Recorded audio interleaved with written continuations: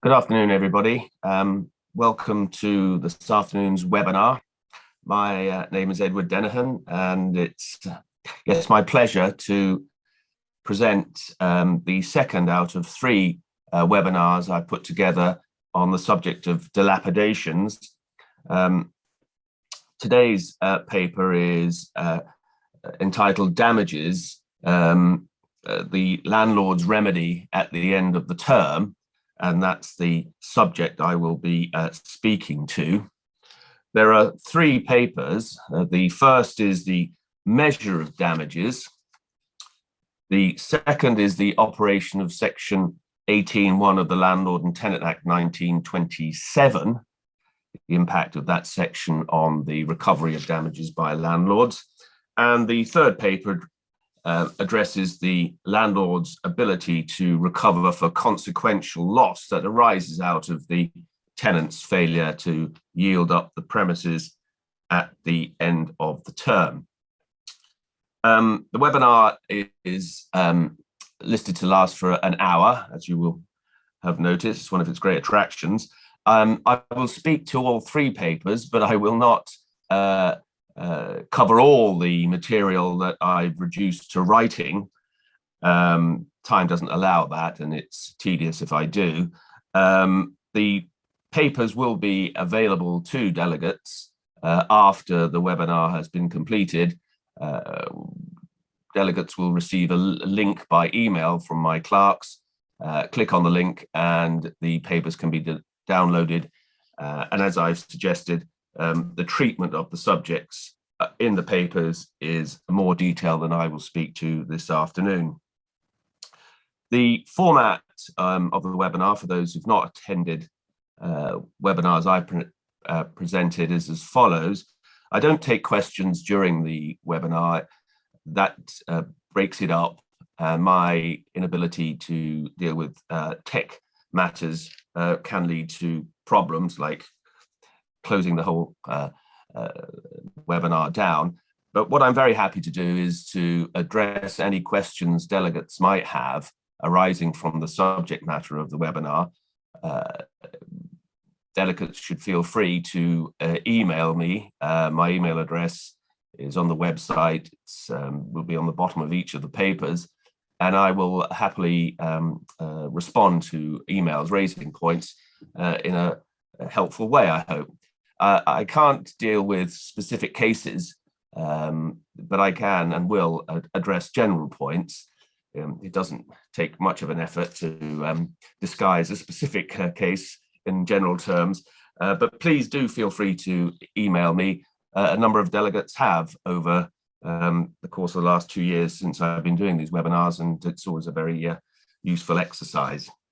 So by way of introduction, I will turn to the first paper today, and that is going to be the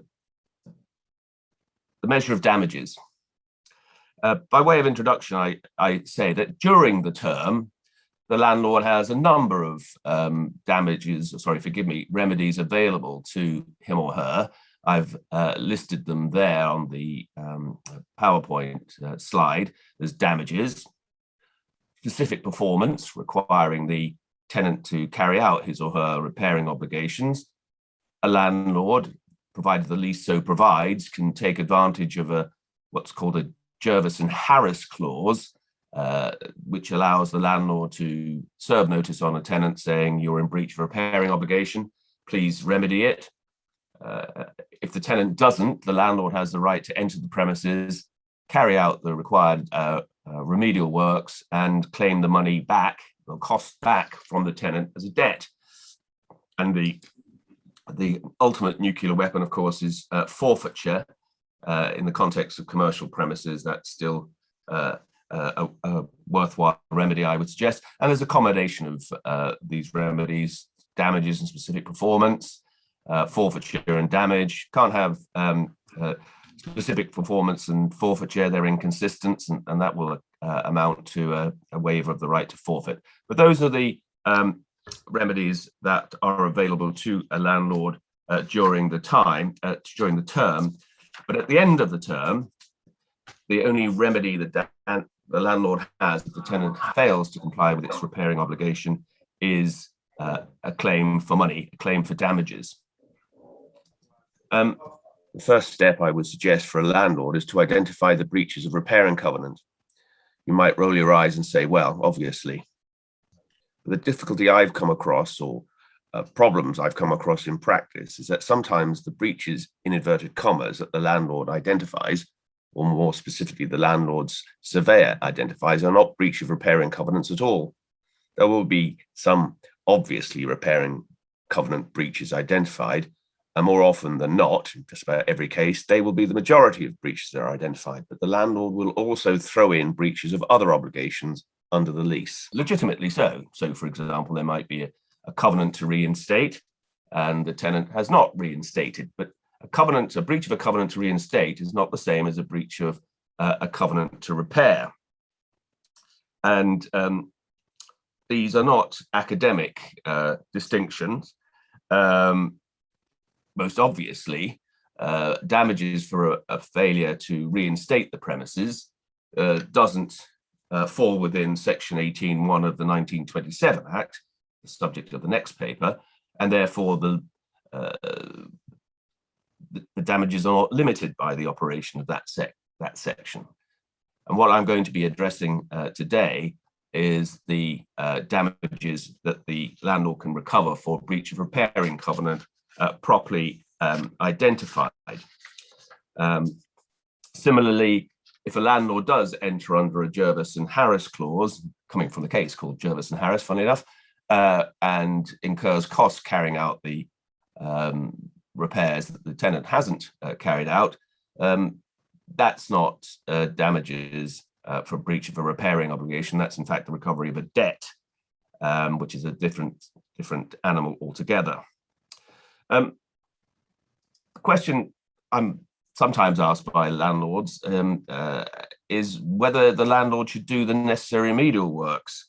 Well, much depends upon what the landlord wants to do with the premises, and that may well be dictated by what the market is, and so on and so forth. There are pros and cons. If the landlord does the works, then it's more likely then the landlord will discover all the breaches. Some of the breaches may well be not self-evident, and so that will increase the landlord's claim. I'm involved in a case recently where the landlord threatened that. He said, if we do all these works, we're going to find more. So pay up now, tenant. So that will be, if the landlord does the works, as we'll identify in a minute, that is prima facie evidence that that's the loss the landlord has suffered, and that can be recovered. More tactically, if the landlord does the works, then it's not as easy for the tenant's building surveyor to start questioning the work, because the state of the premises has changed from that existed when the tenant left them unrepaired. Downsides are, of course, the landlord, one, might not be able to afford to do the works. Landlord might not want the premises back in the condition as they were left, or should have been left at the end of the term, but something different. And therefore, the landlord wouldn't be of a mind to carry out the works. The important point to make is that the recovery of damages is a recovery of a sum of money, and what the landlord does with that money is entirely a matter for the landlord. It doesn't have to be spent on carrying out the necessary remedial works. It's spent on a helicopter, a holiday, or plastic surgery, or indeed anything you like. In the same way that if I recover damages for personal injury and I base it on the cost of providing 24-hour care, I don't have to spend it on that. If I'm an adult, I can blow it on foreign holidays. So the recovery of damages is not inextricably linked to the landlord carrying out the works. The next issue is one of limitation. Very straightforward. It's just the general principles that we know. If the landlord is suing on a covenant that's contained in a deed, which in many cases will be the case, even in these modern times at shorter commercial leases, the limitation period is 12 years from the date the cause of action arises. And if it's a simple contract, be it oral or in writing, underhand, not a deed, then there's a 3-year limitation period. It is extremely rare for the limitation periods to play any part in dilapidations cases. As we'll explore in the next webinar, when we look at litigation, the protocols that applied in commercial premises, for example, make the point in several places that the landlord should get on with it and not sit on their hands. Again, I've involved in a case recently where the landlord didn't inspect the premises until 8 months after the tenant vacated, didn't produce a schedule of delapse for another year on top of that, and the landlord was and is being roundly criticised for their tardiness in that regard. But it's never normally a problem. I mentioned limitation for the sake of completeness. What are then the damages that are recoverable? Well, the rule is very straightforward. It's the proper cost of putting the premises into the condition required by the covenant. The landlord can also recover loss of rent and other sums during the period that the repairs were carried out or would be carried out, and professional fees incurred with the connection with the work. What we're focusing on for the moment is the first element of the proper cost for putting the premises into the condition required by the covenant.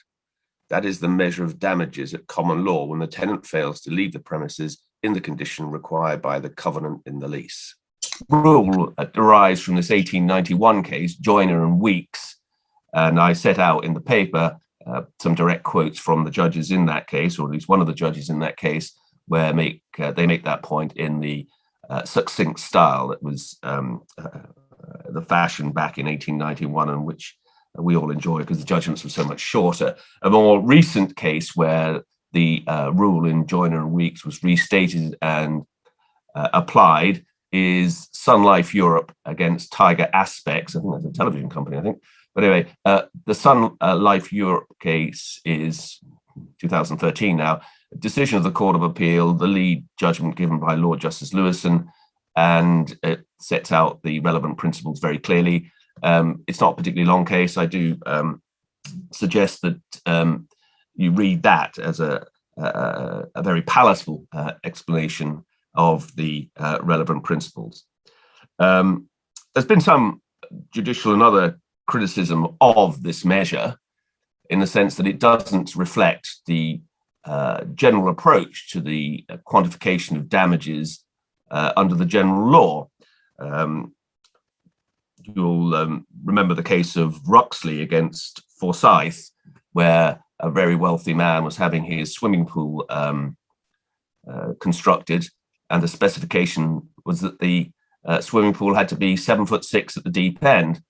And in circumstances which perhaps I should know, because one of my colleagues argued for the house owner in this case, it's a long time ago now, 1996, that the contractor built the swimming pool to a depth at the deep end of only 6 foot. And the householder wanted the contractor to rebuild the swimming pool down to 7'6". That would have cost another £21,000, and they weren't prepared to do that. So there was litigation about that, went all the way to the House of Lords. And the House of Lords there decided that where the expenditure needed to remedy a breach of contract was out of proportion to the benefit obtained, the appropriate measure is the diminution in value of the asset, not the cost of the works. Well, that rule in Ruxley doesn't apply to the quantification of damages for breach of a tenant's repairing covenant at the end of the lease. So despite those criticisms, and I've given some references in the notes to where one would find them if you're of interest, is that the law remains as I've set it out on the PowerPoint slide and as I've described it in the paper. And I repeat, Sun Life is a modern authority that supports the proposition. And I repeat, it's the proper cost of putting the premises into repair, and that is not necessarily what the landlord spends, because as I've just said, the landlord needn't spend a penny on repairing the premises, but what he or she will have to adduce at trial is that how much will it cost to repaint the interior, and that's what's recoverable, and they can spend the money on whatever the landlord wishes. So the question then is, What are the remedial works that we're looking at? Well, it's again, Lord Justice Lewison in the Sun Life Europe case describes them in the sentence on the screen. It's simply the works required to put the premises in the condition in which the tenant ought to have left them. And here's an important point. This arises all the time in my professional experience. Yes, all the time. I'm not exaggerating it. Is that the landlord is only entitled to damages equal to the cost of carrying out the works to put the premises in the condition they should have been if the tenant had complied with the covenants. Nothing more. Now, imagine, if you will, a 1970s office block is demised for a term of 25 years, so it comes to an end in the middle of the 90s. At the end of the term, the premises are out of repair to a degree. All that the landlord is entitled to recover is the costs of putting the premises into the condition of a 1970s office block.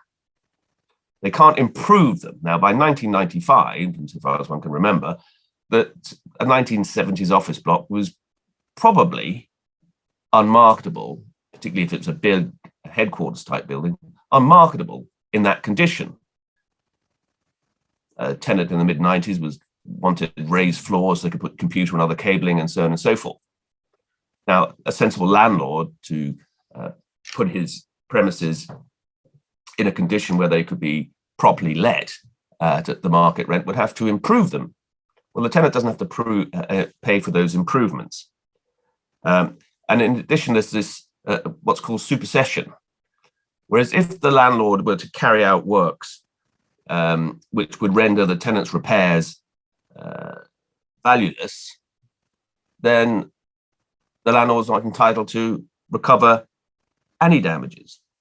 I give the citation in the notes of the Sun Life Europe case at first instance, where the judge had to dirty his hands by dealing with the evidence and so on and so forth, where he explains, it's a technology and construction court case, as often these landlord and tenant dilapidations cases are, that supersession describes additional works by the landlord, which makes any works of repair carried out by the tenant valueless. The landlord cannot recover in respect of those. So that of itself is what has got to be valued. In the Sun Life case itself, rather than repairing air handling units, the landlord replaced them with at cost less than repair. The tenant suggested that the damages equal to the cost of replacement, and therefore the landlord couldn't recover at all. But the judge said that was mitigation, and therefore the tenant had to take the benefit of it and couldn't take the point that what the landlord had done wasn't the works that the tenant had to do, even though the landlord accepted that the tenant couldn't replace but had to repair. But that's an oddity of that particular case. The next issue is what remedial works are to be costed. Well, you might say, well, you just said what those are, but you'll remember where, if you attended in the previous webinar, I described how there's frequently a number of ways that a covenantor can comply with the covenant, and provided that the net effect of what the covenantor does is to put the premises in the condition required by the covenants, he or she can't be criticized, and notwithstanding that somebody else might have done it another way. So what the landlords can charge for, if you will, in their damages claim is the works of repair that are carried out in the most economic fashion assessed at the date of the lease. The lease expires. So the landlord can't, as it were, over-egg it by enhanced repairs, if I can put it like that. It's as if the landlord were paying out of their own pocket simply to put back what the tenant had not done, and that will inevitably be the most economic fashion. That doesn't mean that the works cannot satisfy the required standard.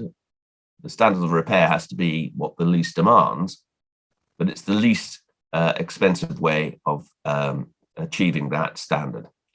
I say that the works, the cost of the works are assessed at the date the lease expires. That's because that's the date when the covenant to yield up in repair bites. But there is exceptions to that, and the South Essex Partnership case, which I refer to there, is one of those exceptions where the damages were assessed at the date of the trial.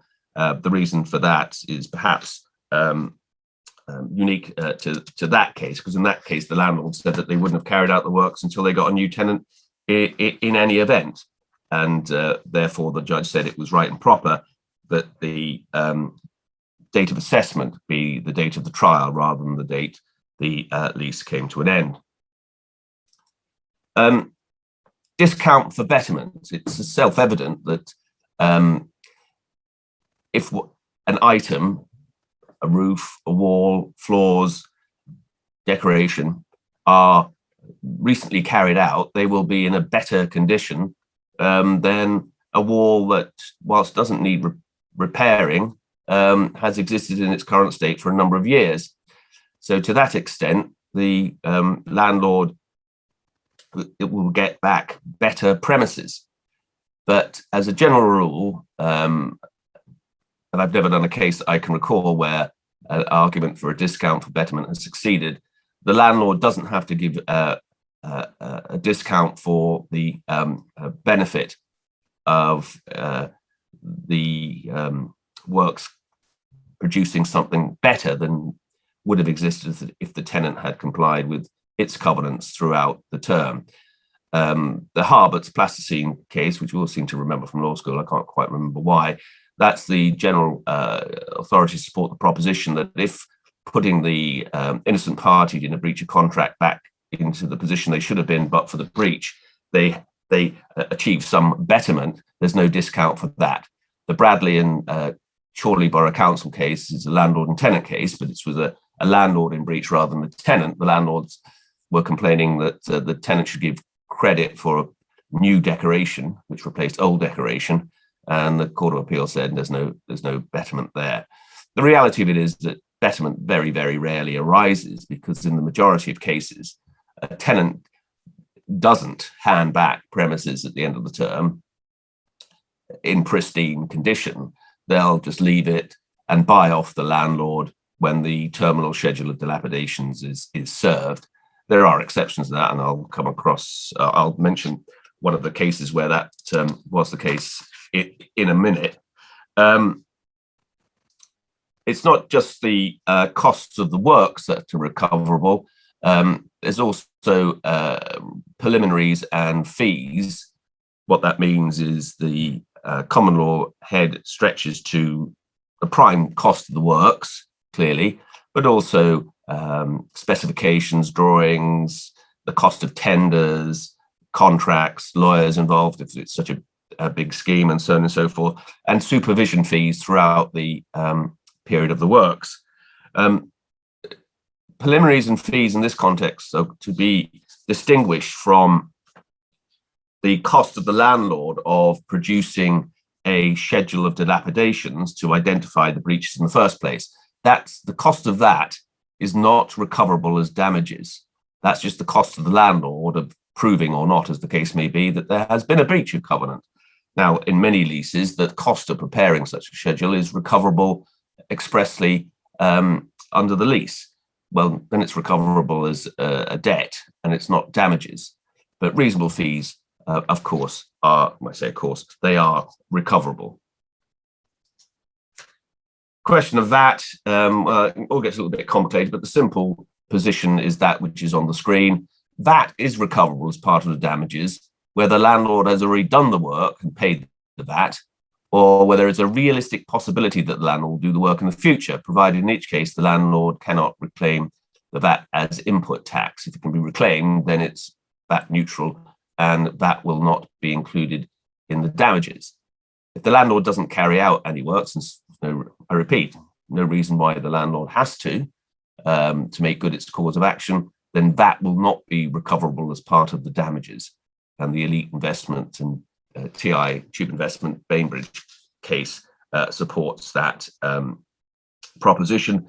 In that case, the judge found that on the evidence that the landlord had no intention of carrying out the works, and therefore the claim for that was disallowed. Seems fair enough.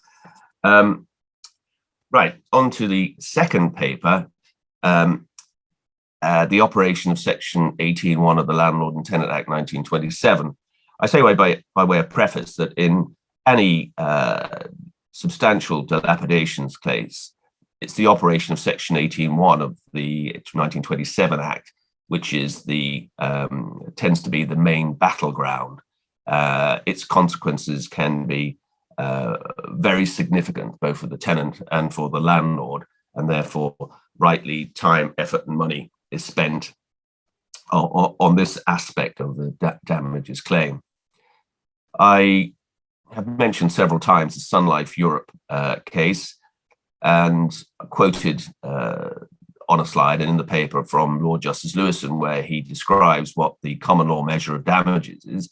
And the sentence that immediately follows that section of his judgment is as follows. He says, the common law measure of damages is capped by Section 18 of the Landlord and Tenant Act 1927, which limits damages to the diminution in value of the landlord's reversion caused by the breaches. That's absolutely correct. I set out in full Section 18(1) on the slide. It's a bit dense, I'm afraid. And that which Lord Justice Lewison stated is what's called the first limb in Section 18(1), because there are, in fact, two. And skipping over that dense slide, we'll come to this bullet point. The two limbs are the statutory cap on the amount of damages recoverable. The damages cannot exceed the amount, if any, by which the landlord's reversion has been diminished as a consequence of the breach. The second limb is it prohibits the recovery of any damages if the premises are to be demolished or structurally altered at the time of or soon after the lease comes to an end. The important point to note is that Section 18(1) doesn't change the common law measure of damages. So all that we've spoken about in the first paper, or I've spoken about in the first paper, remains the law.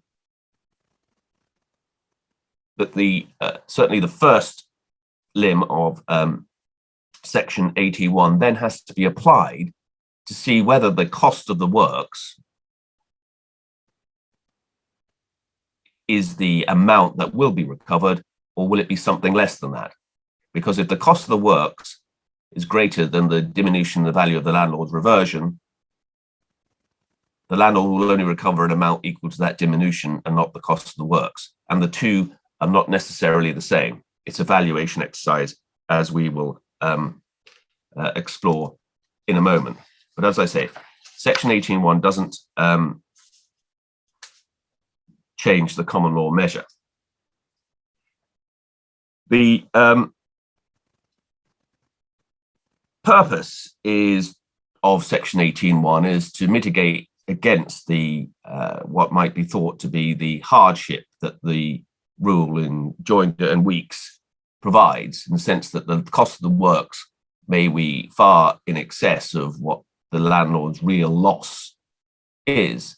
And indeed, in a case called the Duke of Westminster and Swinton, Mr. Justice Denehan, it's a 1948 case, said that Section 18(1) was passed in order to remedy Joinder and Weeks. So it has that depressing impact on the recovery of damages by landlords to the benefit of tenants.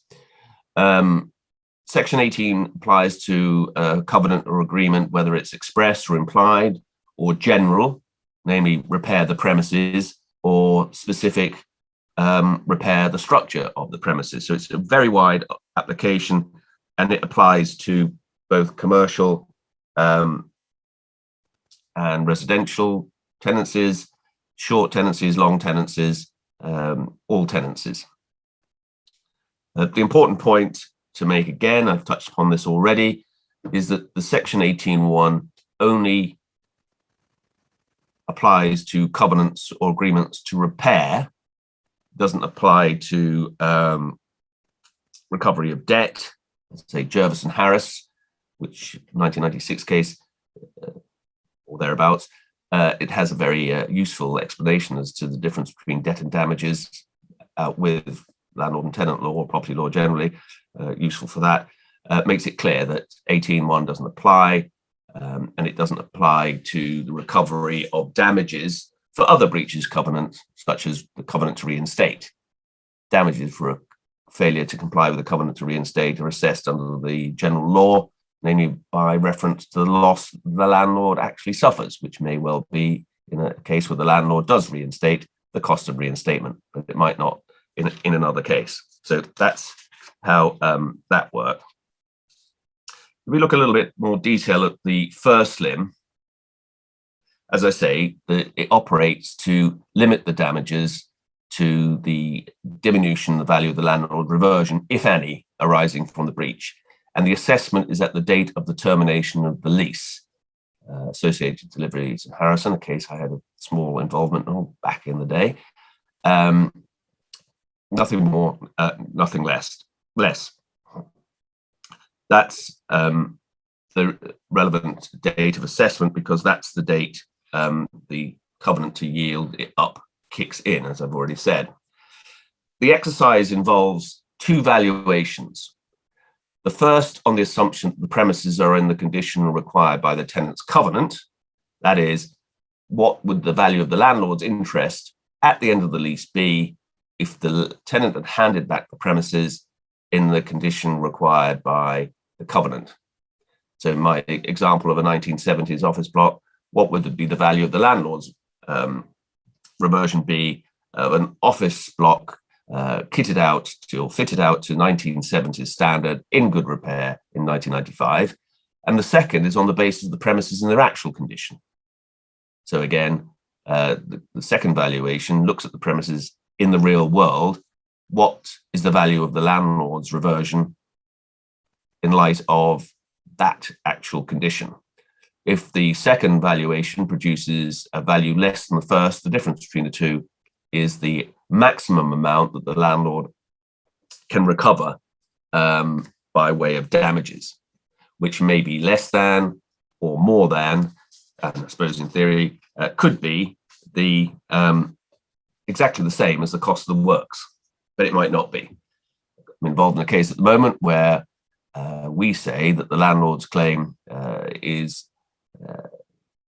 significantly reduced by the operation of Section 18.1 because the state of the market, the lease came to an end 6 months into the first lockdown, meant that the landlord simply couldn't give the premises away, whatever their condition. And therefore, the landlord has suffered no diminution in the value of reversion at all, or very little, certainly much less than the cost of the works which the landlord has carried out. There's a nice description of how Section 18 works in a case called Ravensgate Estates and Horizon Housing Group, which I've set out a passage from Mr. Justice Mann in that case in the notes. And again, this is this two valuation approach is confirmed by Lord Justice Lewison in the Sun Life Europe case. The burden of proof under the first limb is on the landlord. So the landlord has to prove that its damages claim is no more than the diminution of the value of the reversion. But as a matter of practicality, when the landlord does carry out the works, and remember they don't have to, then that will be prima facie evidence that that is the diminution of the value of the reversion. And without thinking about it in an overly sophisticated way, and we are humble lawyers, we're not valuers, well, I am anyway, that you'd say, well, what would somebody pay for the landlord's interest? Well, it would be an amount to put the premises in repair. But that's too simple, because as we've discussed, putting a block into a state of repair suitable for 1970s wouldn't work now or in 1995. But anyway, that's prima facie evidence. But where the landlord hasn't carried out the remedial works and there's no intention of doing so, then it's really a battle of valuers. And that's literally what it is. One brings together the valuers on both sides and they carry out that valuation exercise. And there's two valuation exercises that I've mentioned, and we see what one's left with. An example that I like to use is this case of Simmons and Dresden. I like to, because it's a stark example of the operation of Section 18.1. And as I acted for the hugely successful tenants, I obviously like to mention it. In this case, the landlord sued, essentially counterclaimed against the tenant for £275,000 worth of damages for cost of repairs, professional fees, and loss of rent. We'll deal with loss of rent in the third paper. This is 2004. Can't remember. Let's say the tenancy came to an end in 2000, 2001. So we're going back a number of years. So over £250,000 was significant. The tenant was a firm of accountants who sublet their offices to a set of barristers' chambers. The tenants in this case actually did try to hand the premises back in repair and spent well in excess of £100,000 in that attempt. But the landlord, who was an individual, Mr. Dresden, solicitor in fact, wasn't having it, and he said that he was entitled to damages. But why he pursued the claim is a little odd, because very shortly after the premises had been handed back in the condition that the tenant had left them, having carried out works, he marketed the premises as, in the condition they were handed back, as premises that he said didn't need any repairs at all. Now, that might be advertising puff, but anyway, that's what he was saying. The tenant admitted that there were still some breaches of covenant. There was 162 items in the schedule of dilapidations, and the judge, His Honour Judge Seymour, sitting in the Technology and Construction Court, he held that the tenant was in further breaches of covenant. So the point I want to make there is that there were outstanding breaches of covenant at the end of the term. However, the judge found that the landlord's reversion had not been diminished at all by the condition of the premises. Within months, very few months, I think it might have only been 3 months of the end of the term, the landlord sold his freehold reversion to, I think, an Australian broadcasting company. And they paid more than the landlord was asking because they got into a bidding war.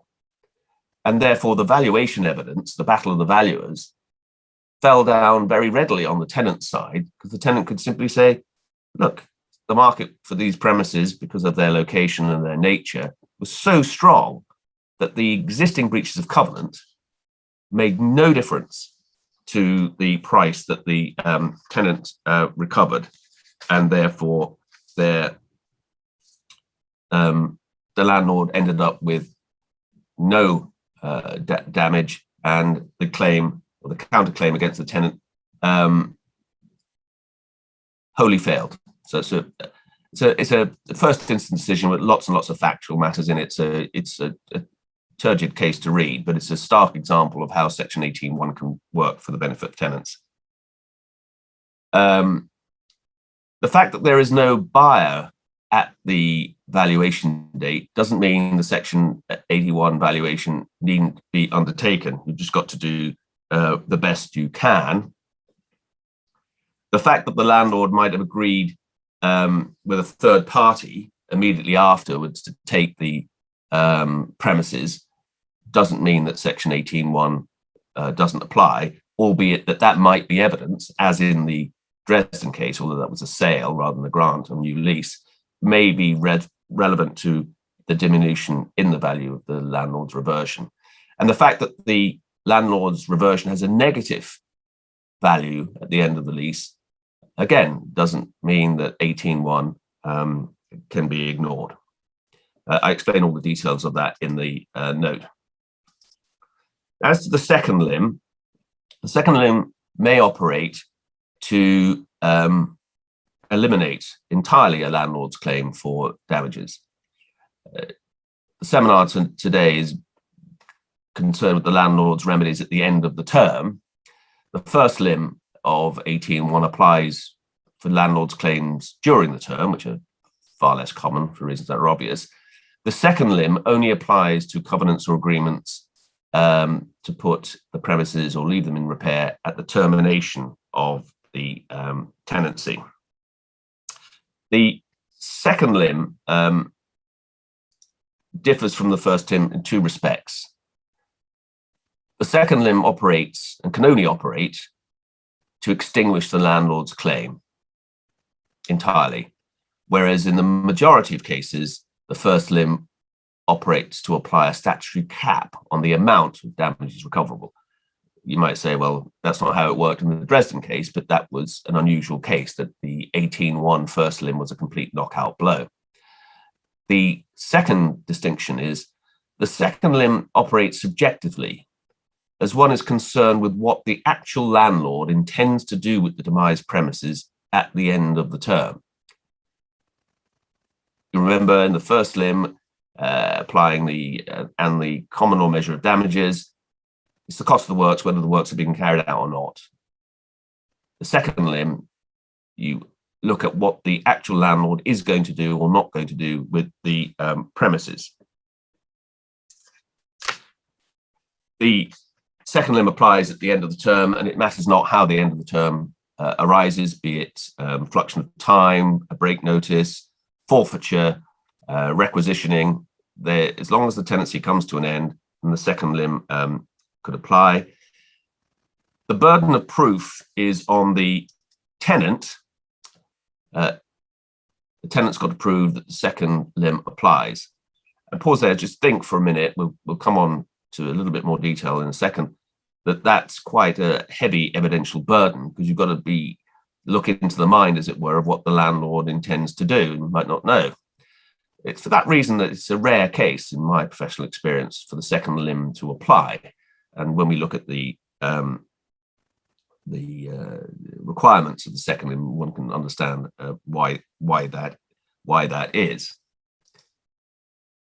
The second limb applies in four sets of circumstances, which I've described in the bullet points on the screen, where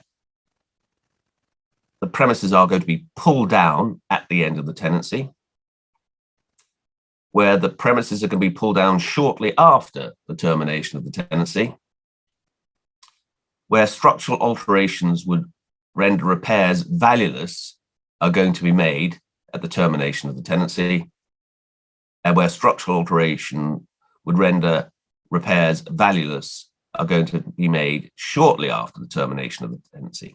So basically there's pulling down, structural alterations at the end of the term or shortly after the end of the term. That's when the second limb applies. And one can see why it might be difficult for a tenant to establish that the second limb applies, because it may not be obvious to the tenant what the landlord is going to do.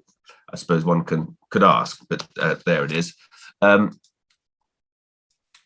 Pulling down simply means demolition, and the better view is that it's got to apply, or the pulling down has got to be the entirety of the demised premises. So the landlord only wants to pull down part of it, I suppose that could happen, then the second limb doesn't apply. And that's fair enough, because what the landlord is left with, what he or she is not demolishing, should be in the condition required by the covenants, and the tenant hasn't left it. It's not a requirement that the pulling down or structural alterations carried out by the landlord. If there's a compulsory purchase by the local authority, for example, and they are demolishing to build a road or a nuclear power station, then the second limb would apply. As I say, it's the entirety of the premises that need to be pulled, and the structural alterations may be such that to render the entirety of the repairs in respect of which the tenant landlord claims valueless.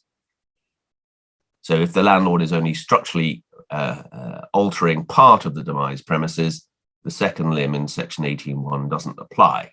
And again, that makes sense, because the part that's not going to be altered should be in the condition required by the tenant's covenants. An interesting point arises by the words in the second limb of 18.1, is in whatever state of repair they might be. So the landlord's pulling down or structural alterations has to be irrespective of what the state of repair might be. So as I say on the slide, the tenant must prove that the landlord intended to pull down or carry out sufficient structural alterations, whatever the state of repair of the premises were left in at the end of the term. If the premises will be pulled down or structurally altered only because they were left out of repair, the second limb doesn't apply. And again, when one looks at the mischief, which Section 18.1, if it is a mischief, was designed to address, again, that makes perfect sense. The tenant can't leave a premises in such a dilapidated state that the only economic way of dealing with them is to pull them down, can't benefit from that breach of covenant. It just would assist or give benefit to those tenants who are the most heinous tenants. Structural alterations are not defined, but the jurisprudence suggests a wide meaning will be given and not limited to those parts of the premises which have a load-bearing function, such as foundations and walls and roofs. Shortly after the termination of the tenancy means a short time after. And again, that is a question of fact. The landlord must intend to pull down or make the structural alterations at the termination of the tenancy. Now, what degree of intention? Well, that landlord has to have decided that that's what he or she is going to do, and that there's a reasonable prospect of being able to do that. A subsequent change of mind is irrelevant to the operation of the second limb. And what that means is that if the landlord has decided that he is or she is going to pull down the premises, then the second limb applies. If the tenant, if the landlord subsequently changes his mind and keeps the premises, he then cannot claim damages because the second limb of 18.1 will have kicked in, and that will be the bar to the landlord's claim. The fact or the proposition of law that it's the landlord's intention at the end of the term is irrelevant is made good by a case called Salisbury and Gilmore. In that case, the landlord decided that before the lease ended that he was pull down the premises and construct a new building when the lease ended on the September quarter day 1939. And I'm not quite that old, but one can remember what was happening at that period of time in 1939. This intention continued down until the early week of October 1939, but following the outbreak of the Second World War, the landlord changed its mind and kept the premises and sued for damages, but it was held that the second limb applied and the landlord couldn't recover damages from the outgoing tenant. I can't remember from the case whether there was any statutory or other restrictions on the landlord demolishing at that stage in our history, but that was the outcome of that case.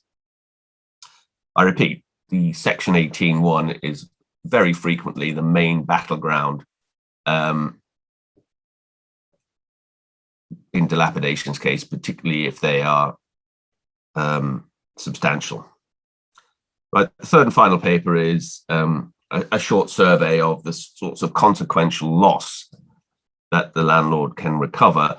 I make the initial point that the damages for consequential losses are part of the general common law claim for damages, and therefore Section 18.1 of the 1927 Act applies.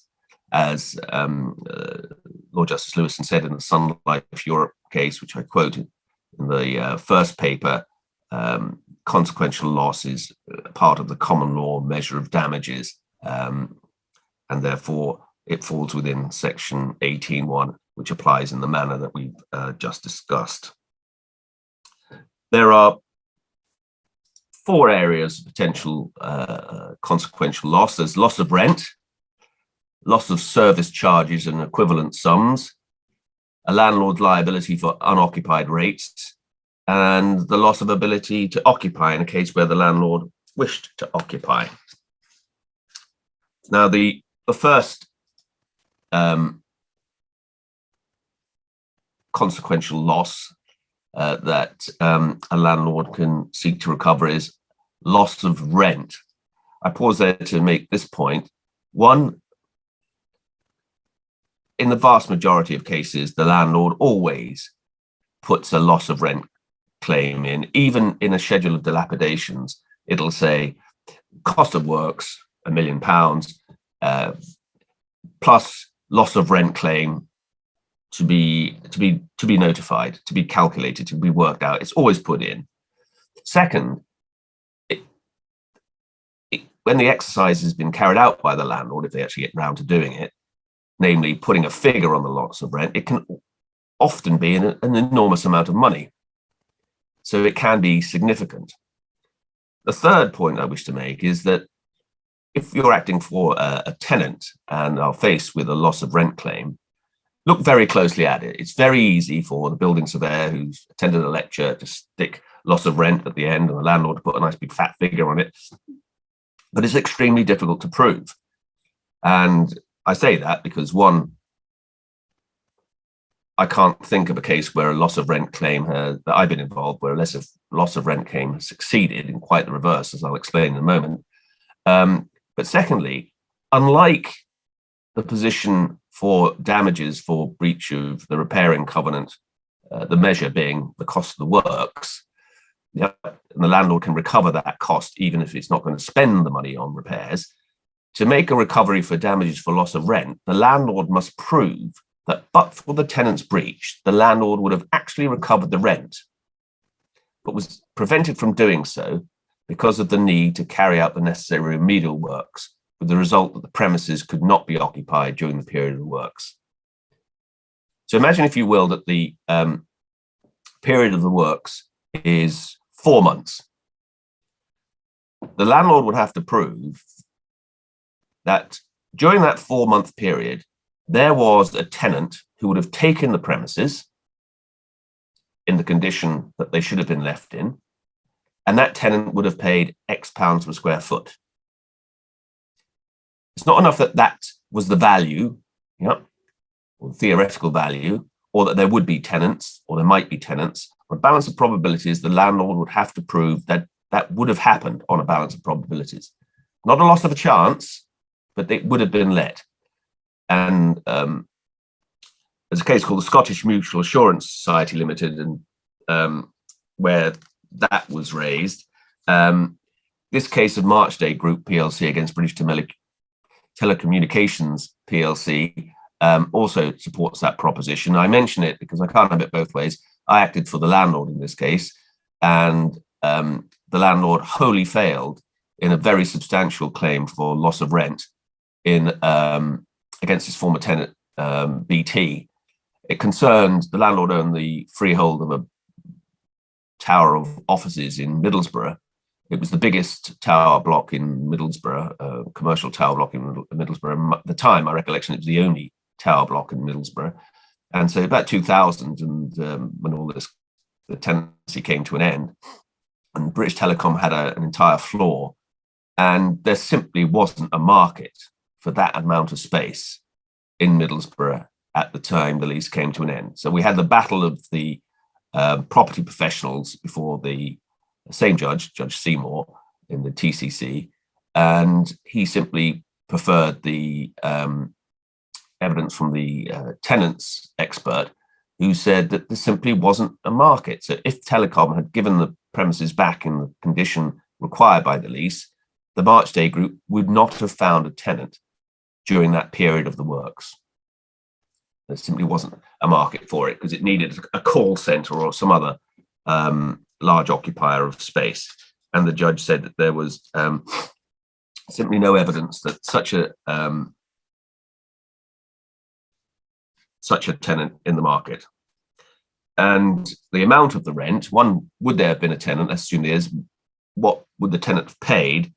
That's inevitably the letting value of the premises at the end of the term, or when the new lease would have been granted, because when the tenancy comes to an end, there's often a period of marketing, although the landlord, a sensible landlord, would market before tenancy came to an end, and you know as well as I that commercial leases often provide for the landlord to be able to enter the premises and stick up boards and bring people around and so on and so forth. So the claim is based upon what would have happened in the real world if the tenant had left the premises in repair.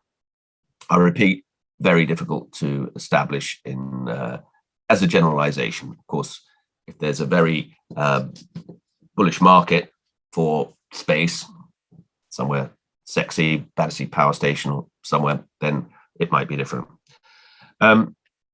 Second element of consequential loss is service charges and insurance rent.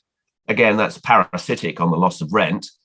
If the landlord is deprived of having a paying tenant, that tenant only because of the condition the outgoing tenant left the premises, the landlord will be deprived of, or in the right case, service charge income and insurance rent. The landlord is only entitled to recover such sums in relation to the service he actually provided, notwithstanding the premises are empty. So if it's a single occupancy and the landlord doesn't have to provide any services because they're empty, well, then there's no recoverability. In my Middlesbrough case, where there was 4 other tenants on 4 floors, let's say, I can't remember, but other tenants, the landlord had to provide services, heating the whole building, but simply couldn't get back, or cleaning the common parts, but couldn't get a 5th contribution from British Telecom, from a tenant of the 3rd floor, because that space was empty. And I can't remember now, but I can imagine that there was a claim for loss of service charge and insurance rent in that March Day cases. There are circumstances where an owner of hereditament can be liable for unoccupied rates, but again, very rarely come across this in practice, but it is a potential element of a consequential loss. I've set out in the paper the statutory references to where that liability might arise. Loss of the ability to occupy. It may well be, surprising surprise, that the landlord wishes to occupy the former demised premises itself, but can't do it because it needs to carry out work to put the premises into a state of repair. Again, perhaps not usual in my experience when one has institutional landlords who have own property as investments and income generating rather than to occupy. But if the landlord can prove that it would have occupied the premises, but for the want of repairs and has had to take space elsewhere, then the cost of that space elsewhere is a consequential loss, which can form part of the general claim for damages against the tenant for failing to yield the premises up in the state of repair required by the tenant's covenants. Well, that's all I'm going to speak to this afternoon. I repeat, the link for the download of the materials which address these issues more fully will be sent to all the delegates. I just wish to thank you again for attending. If I may say, the attendance for these Dilapidations webinars has been very satisfactory, to say the least, and I hope they are of some use. The next is on the 9th of December. It'll be on at 3 p.m, where we are going to consider litigating dilapidations claims. So I hope that you can all attend that. And I repeat, thank you and have a wonderful afternoon. Bye for now.